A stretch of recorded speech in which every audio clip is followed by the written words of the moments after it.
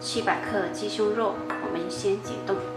进来的猪肉呢太贵了，家里呢都改吃鸡胸肉，1斤也就10来块。我们今天就用鸡胸肉做一道非常好吃的美食。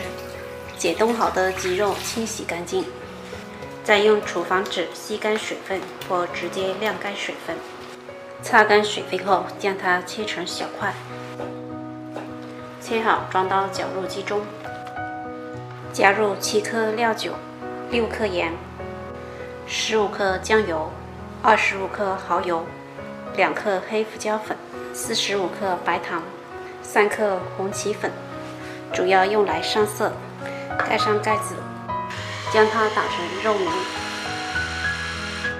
打好的肉泥倒入碗中，这颜色看上去是不是就很像猪肉了？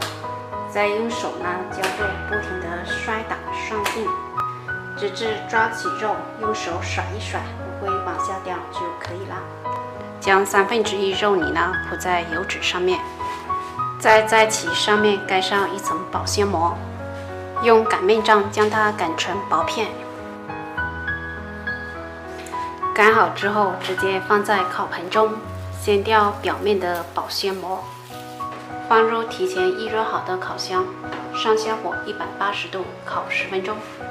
10分钟后取出，表面刷上一层蜂蜜水，然后将它翻个面，重新放回烤盘中，表面再刷一层蜂蜜水。放回烤箱，上下火180度烤10分钟。10分钟后再次取出，继续刷一层蜂蜜水，再均匀撒上白芝麻，再次翻个面，继续刷一层蜂蜜水，撒上白芝麻。放回烤箱，继续上下火180度烤8分钟。经过3次烘烤之后，我们的鸡肉脯就做好了。